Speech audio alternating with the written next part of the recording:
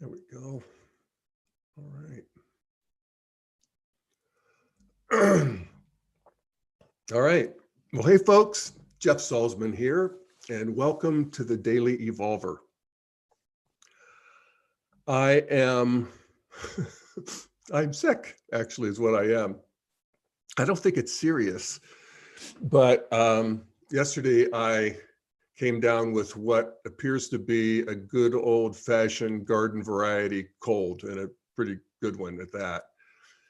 I did the COVID test, negative so far, but we'll see.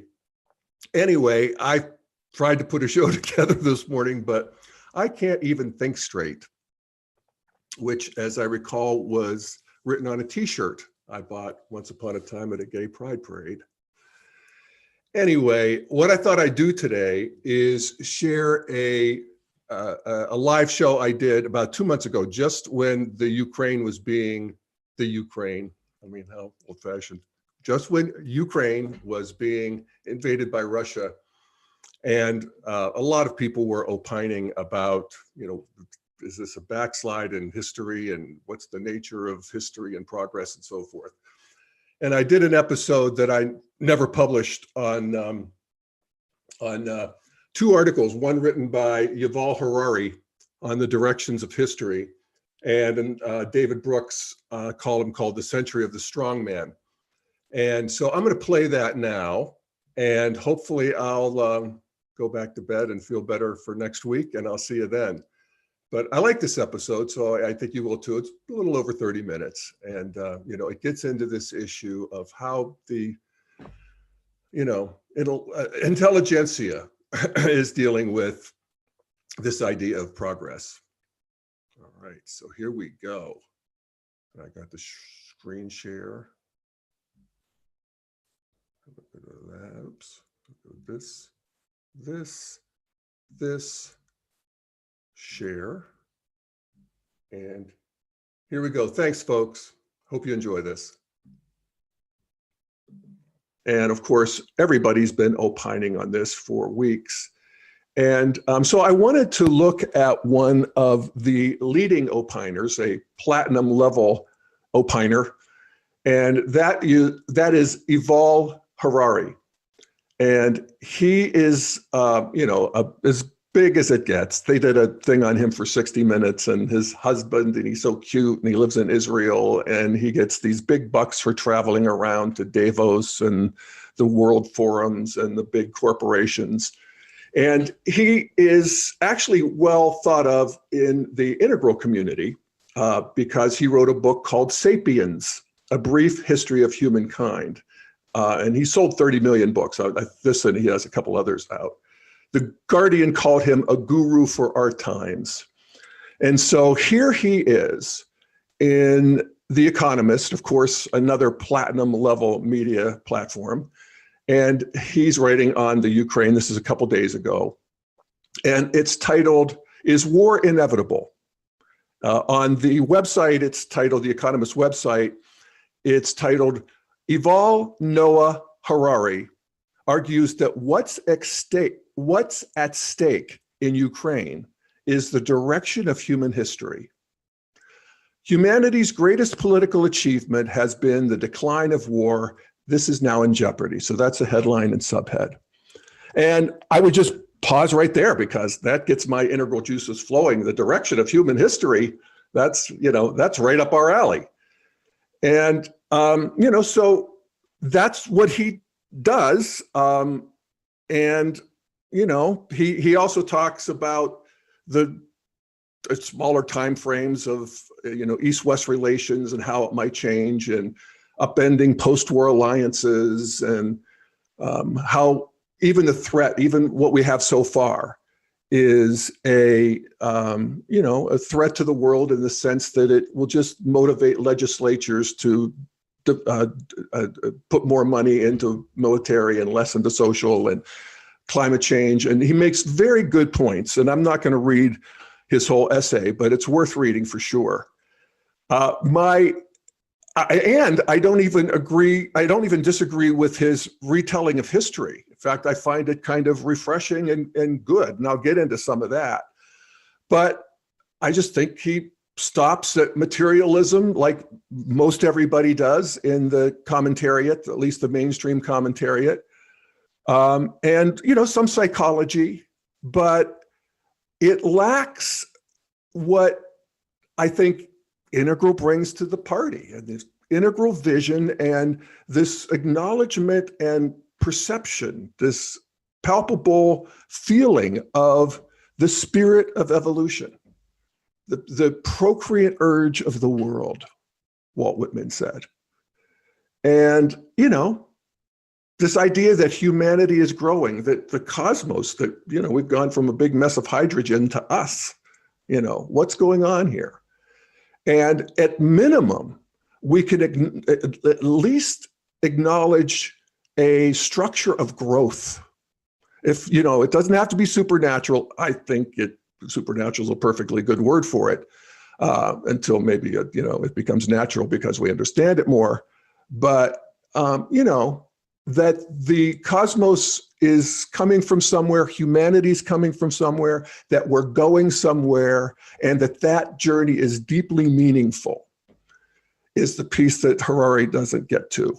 And so I always find his stuff to be, that kind of coolly interesting, but, ultimately a thin gruel when you consider what Integral brings to the party for those of us who, are into that. So anyway, so here he is, the direction of human history, and he starts his essay by writing, "At the heart of the Ukraine crisis lies a fundamental question about the nature of history and the nature of humanity. And that is change possible?" I mean, really?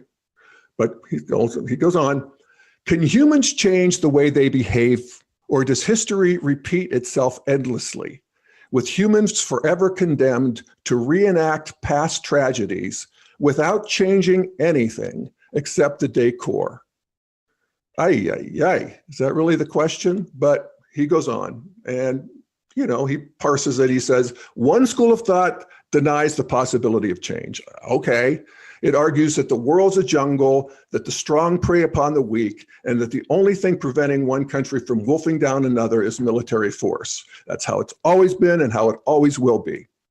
And fair enough, there is, from an Integral perspective, that strata of development, which is the warrior, maybe early traditional strata that sees that conquest is the way forward.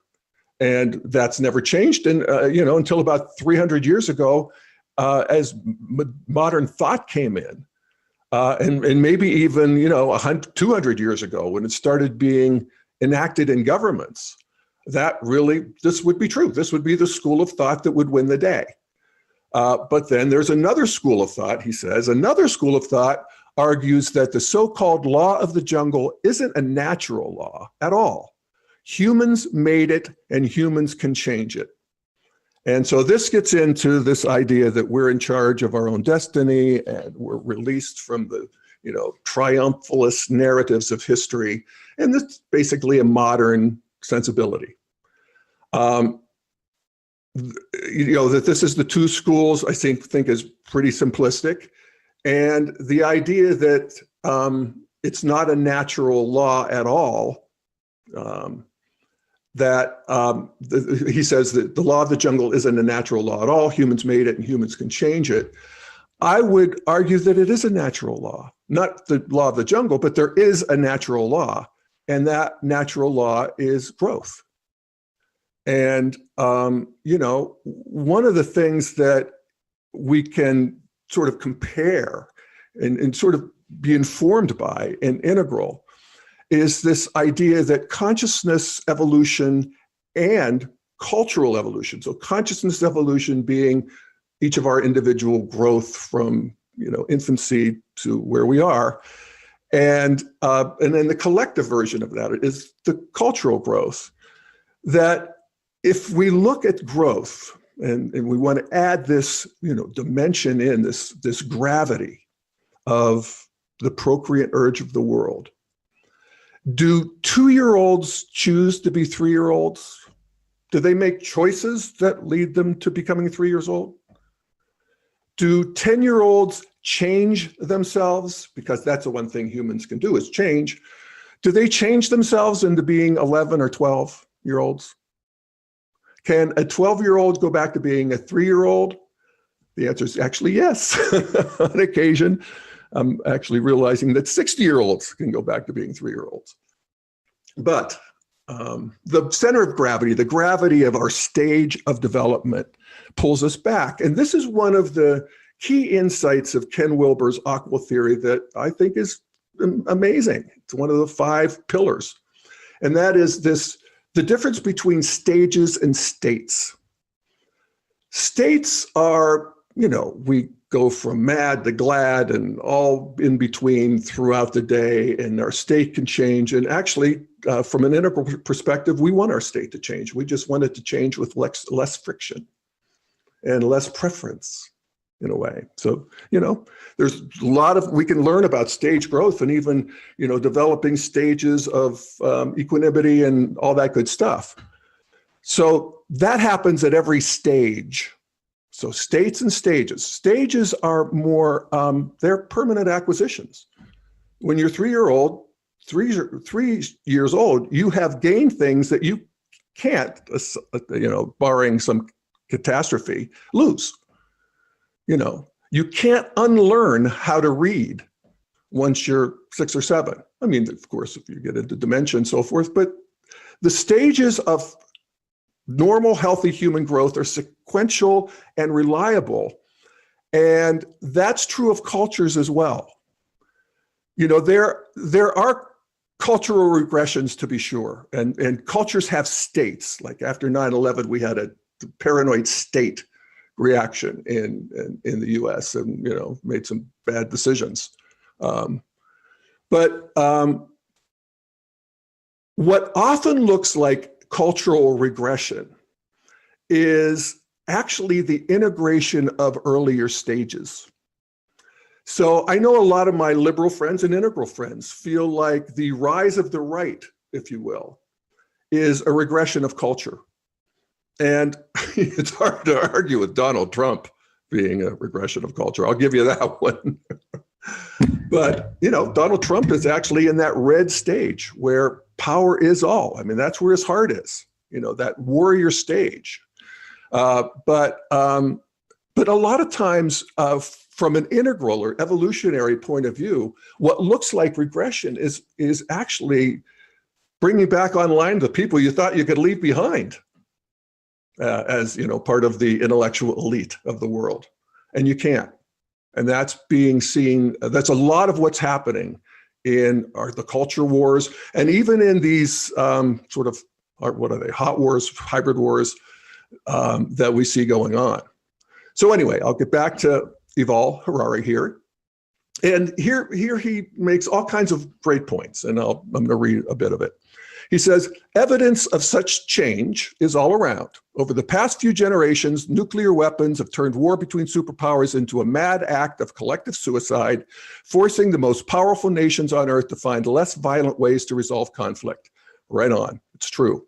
It's a bizarre paradox, but true. Whereas great power wars such as the Second Punic War or the Second World War have been salient features for much of history, the past 7 decades, no direct war between superpowers. During the same period, the global economy, and we're talking the last 7 decades, has been transformed from one based on materials to one based on knowledge. That's an important point. Where once the main source of wealth were material assets such as gold mines, wheat fields, and oil wells, today the main source of wealth is knowledge. And whereas you can seize oil fields by force, you cannot acquire knowledge that way. The profitability of conquest has declined as a result. Okay, so that raises another very important integral point. And this is again from Ken Wilber's aqua theory, that there are 3 main meta states of being. One is the gross realm, the realm of the physical. And that's the realm of that he's talking about where you go take the oil. Yeah, it's a another Trumpism. Anyway, can't get him out of my head. So what was I saying here? So there's the gross realm, the realm of material. There's the realm of thought, or as he says, the realm of knowledge. And that's the subtle realm that Ken Wilber would call it. And then there's the causal realm, which is the realm of even finer consciousness and moving into spiritual, and the whole thing is in formlessness. And there's, a lot of you know what I'm talking about. But what he is pointing to, although he doesn't say it, is that the theater of war has changed from the gross realm to the subtle realm. So we're no longer fighting as much. Now we'll see how this one goes here in the Ukraine. Oh my God. And I pray to God. But, the subtle realm warfare is where you do a lot of theater. You try to psych out your opponent. That's, of course, always been a part of warfare. But now we can do it in cyber, and we can do it with media, and we can do it with disinformation and threats and moving troops.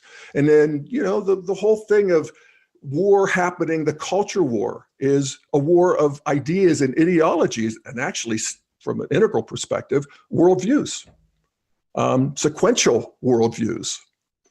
And, so we see it on Twitter wars and all of, so he has a good analysis here. And he continues it, and he says, finally, a tectonic shift has taken place in global culture. Many elites in history, Hun chieftains, Viking jarls, and Roman patricians, for examples, viewed war positively. That's right. Everybody at Red and earlier, they basically viewed war positively when they thought it was in their interest. And he goes on, he says, rulers from Sargon the Great to Benito Mussolini sought to immortalize themselves by conquest. And artists such as Homer and Shakespeare happily obliged such fantasies. Other elites, such as the Christian church, viewed war as evil but inevitable. And that itself is progress, actually, to see that the bigger war is this titanic war between good and evil. And, but, so we live in this fallen world, and that's that move from red into amber traditionalism. And then he goes on, he says, the past few generations, however, the first time in history that the world became dominated by elites is who see war as both evil and avoidable. Yes, very good. He goes on, even the likes of George W. Bush and Donald Trump are very different types of politicians than Attila the Hun or Alaric the Goth. You think? Rather faint praise, but yes, I think that's a correct statement. He goes on, he says, in the realm of art and thought these days, most of the leading lights from Pablo Picasso to Stanley Kubrick are better known for depicting the senseless horrors of combat than for glorifying its architects. And again, if I can slip in another plug for what may, certainly in my top 5 books of all time, All Quiet on the Western Front is a very pivotal book that critiques this triumphalist view of Germany in World War I, and then the reality of it, and made it was a big cultural shift, a big, a powerful move in evolution. Of course, it takes 30 years for these things to catch on, and the Nazis came in the meantime. Anyway, I digress. Okay, he says, governments stop seeing wars of aggression as acceptable tools to advance their interest. Most nations stopped fantasizing about conquering and annexing their neighbors. Very good. And then he goes on, he says, the decline of war has been a psychological as well as a statistical phenomenon. For most of history, peace meant only, quote, the temporary absence of war. And that's so true. In recent years, peace has come to mean the implausibility of war. For many countries, being invaded and conquered by neighbors has become almost inconceivable. He says, I live in the Middle East, so I know perfectly well there are exceptions, but recognizing the trends is at least as important as being able to point out the exceptions. Oh man, that's talking my language. And, you know, if we're talking about the trends of human history, I think we can go beyond this essay anyway. Let's see, and he talks about how governments around the world have felt safe enough to spend an average of only 6.5% of their budgets on armed forces, spending more in education, healthcare, welfare. And then he says, to take that for granted is a mistake because it is an astonishing novelty in human history. For thousands of years, military expenditure was by far the biggest item on the budget of every prince, khan, sultan, and emperor. They hardly spent a penny on education or medical help for the masses. So I'm loving Yuval at this point. And then he goes and ruins everything. And he writes, he says, the decline of war didn't result from a divine miracle or from a change in the laws of nature. Yes, it did. Yes, it did. The miracle of evolution, of emergence, of growth, of the development of morality. And yes, the laws of nature, the laws of human nature have indeed changed. At every stage, there's a new set of laws. And again, stages are reliable.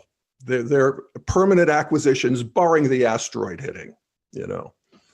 And, you know, of course, the pendulum can swing, but the clock is relentlessly moving forward, I think. So here's his explanation. And he says, it resulted from humans making better choices. Okay, I guess that's true. It is arguably the greatest political and moral achievement of modern civilization. Okay. Unfortunately, the fact that it stems from human choice also means it's reversible. And again, you can't choose to not be able to read. You can't choose to go back in time to be younger, to actually, it's a thin gruel again. So let's see what else he says here. We're at pretty much at the end. Okay, he says technology, economics, and culture continues to change. Well, growth, I think, is better, but okay. To enjoy peace, we need almost everyone to make good choices. It reminds me of Jamie Lee Curtis when she, in Freaky Friday, when she's letting Lindsay Lohan, the high school girl, off at school, and Lindsay can't wait to get out of the car, and Jamie Lee Curtis yells out, "Make good choices." Really funny. There's a bunch of GIFs of that. Maybe I'll be able to edit one in here. Anyway, we need to make good choices. By contrast, poor choice by just one side can lead to war. Well, that's true. And, you know, again, God bless us all, and particularly the Ukraine and the Russians, for that matter. Okay, that's why Russian threat to invade Ukraine should concern every person on Earth. Great. If it again becomes normative for powerful countries to wolf down their weaker neighbors, it would affect the way people all over the world feel and behave. Yes, I don't think it's going to become normative, but even it happening once will do that, and will increase the chances, no doubt. The first and most obvious result of a return to the law of the jungle would be a sharp increase in military spending at the expense of everything else. The money that should go to teachers, nurses, and social workers would go to tanks, missiles, and cyber weapons. Right, that's true. A return to the jungle would also undermine global cooperation on climate change, this AI, genetic engineering. Okay, and then here's the statement that he ends with. He says, as both climate change and an AI arms race accelerate, the threat of armed conflict will only increase further, closing a vicious circle that may well doom our species. And again, this is what happens when you don't have, you know, the element of evolution and development. You know, you have this endless circle. The threat will only increase further, the threat of armed conflict. Okay, based on what? Closing a vicious circle that may well doom our species. Again, this is where the spiral, I think, is such a great image, because yes, it shows the circles we go in, but it also shows the time. There's that fourth dimension that, or third dimension, or whatever it is, that shows that movement and growth and the stability in that. So, okay, all right. Okay, change possible, inevitability. Let's see, the only constant in human history is change. I would say also growth. And then he talks about how the Ukrainians have had all these years, generations of tyranny and violence, the 2 centuries of czarist autocracy, and of course the Red Army. And so anyway, and that they chose differently despite history, and we have a new peace, but it's fragile, may not last long, because every old thing was once new, and it all comes down to human choices. That is the end. So, okay, that is the state of the intelligentsia discourse. I see that David Brooks did very much the same thing this morning in the New York Times. It's a huge piece, 2/3 of the op-ed page. You can see it there. The century of the strongman begins. And I'll read just a few things from this as well, because I think he makes the same mistake. Or I don't know if it's a mistake, it's just that it just falls short of including an important aspect of reality, which is, growth, even purpose, teleology, only just because it's always been there. I mean, silly me. But anyway, here's David Brooks. He says, the century of the strongman begins. In the early 1990s, I was a roving correspondent for the Wall Street Journal based in Europe. Some years it felt as if all I did was cover good news. The end of the Soviet Union, Ukrainians voting for independence, German reunification, the spread of democracy across Europe, Mandela coming out of prison and the end of apartheid, the Oslo peace process that seemed to bring stability to the Middle East. Yeah, those are great years, 1989, all that good stuff. I obsess about those years now, obsess about them because the good times did not last. Okay. History is reverting towards barbarism. Ay, ay, ay. We have an authoritarian strongman in Russia threatening to invade his neighbors, an increasingly authoritarian China waging genocide on its people and threatening Taiwan, cyber attacks undermining the world order, democracy is a retreat worldwide, thuggish populists across the West undermining nations from within. Okay. Yeah. Well, one of the things he uses as his evidence for that is, hang on here. He talks about the Putin's embrace of the Russian Orthodox Church, railing against postmodern godlessness, which Putin does, because his people do. They resonate with that. The majority. After atheist Soviet policies, it probably feels really good to have somebody who's embracing the Russian Orthodox Church. And of course, he does this unforgivable sin of barbarity. He scorns homosexuality and transgenderism. And so does China, because I don't know if you saw the latest, but in their running of the reruns of Friends, they deleted the part where Ross's ex-wife is gay. Those horrible Chinese censors went back to where Barack Obama was in 2008 against gay marriage. So one of the things, if we talk about the century of the strongman begins, let's at least acknowledge, and I think Harari does more than Brooks does here, acknowledge the evolution of the strongman. There's a difference between Putin and Stalin. It's pretty obvious, and Hitler. There's a difference between Xi in China and Mao.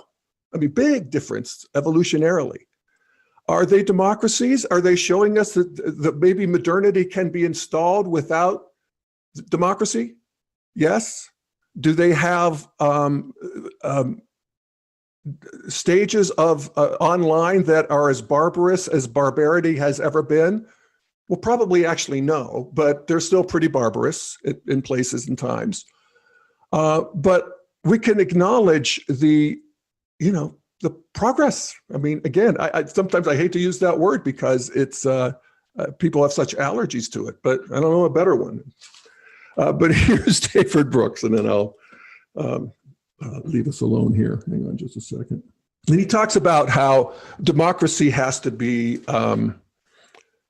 upheld in addition to being challenged and broken down, and the movements towards democracy. Fair enough. Of course, that's true.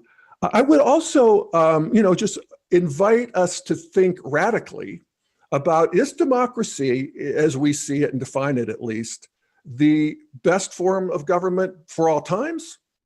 It's certainly huge progress over autocracies, and of course, the autocracies of history were way worse than the autocracies of today. But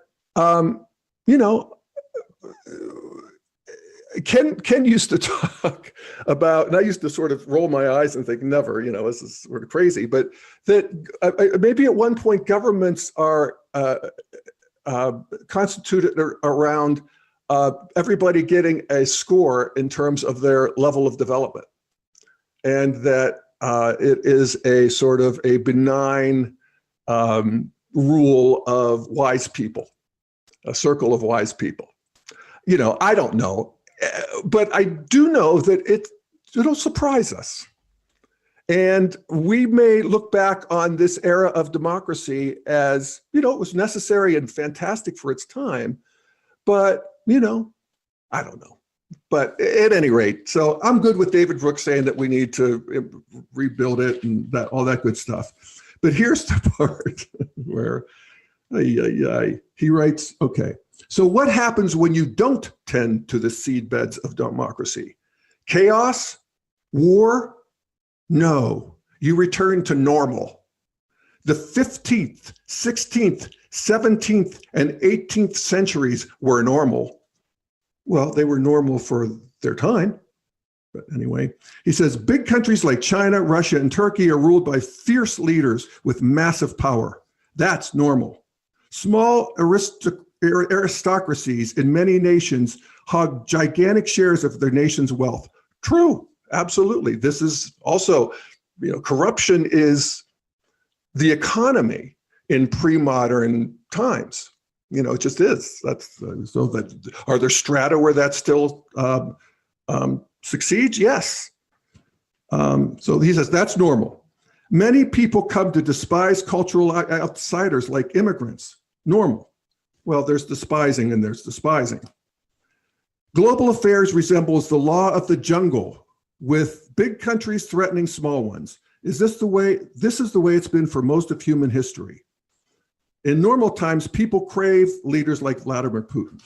Again, what a evolutionary view would do to solve the nuttiness of those statements is, I can't believe that's as far as it goes with mainstream commentary. But again, when materialism and maybe some psychology is all you have to work with, that any intention built into the cosmos, any purpose, any meaning, any movement, any progress, any teleology, any of that you can't factor that in because I guess you don't see it, or you think of them as artifacts of history on the ash bin of the mythic stages. No. The religion of emergence is, I think it's just emerging, and I don't know what it'll look like, but there's going to be one because the world is enchanted and people can't resist that. We have an enchantment gene. It's taken a couple 100-year leave, but it'll be back. Anyway, I wish that Harari and Brooks saw it that way. But honestly, I wrote down what I would have suggested that Harari add to a new last paragraph that I'll read for you. Because, I don't think it would be terribly off-brand for either of these guys, or, this whole realm of modern commentariat, to offer something like this. So Harari writes his thing about the direction of history and all that good stuff. And again, makes all these good points. Again, I don't disagree with virtually anything he said. I just think there's this other thing that needs to be added and would really help. But at any rate, here's what I might suggest he writes. He would write, folks, as I write this about the direction of human history, I just can't shake the feeling that it's almost as if there might be some sort of growth dynamic built into the cosmos, the universe, driving ever increasing complexity of human consciousness and culture. Does that seem so hard? But one of moral development and interpersonal and intercultural maturation. Maybe even spirit or divine otherness is involved. Of course, one could never prove it, and it may not even be a proper topic for scientific discussion, but it's worth noting. I think Harari could get away with that. I don't know if he believes it. I did see a thing where they said, does Harari believe in God? And what did he say? Okay, here's his answer to the question, do you believe in God? He says, if I believe in God at all, it is my choice to believe. It wasn't my choice, honestly. But anyway, he says, if my inner self tells me to believe in God, then I believe. I believe because I feel God's presence. Yeah, there you go. There you go. And my heart tells me he is there. There you go. So, let's take that to the bank. But then he goes on, he says, so even while saying that I believe in God, the truth is that I have a much stronger belief in my own inner voice. Okay, it's better than nothing. And again, I would say that choice, I don't remember, it didn't feel like a choice when I believed as a little Christian boy, or when I lost my religion as a teenager. That didn't feel like a choice either. It felt like growth. Or that I gained it back again later in life. That felt like, that didn't feel like a choice. As another school of thought argues that the so-called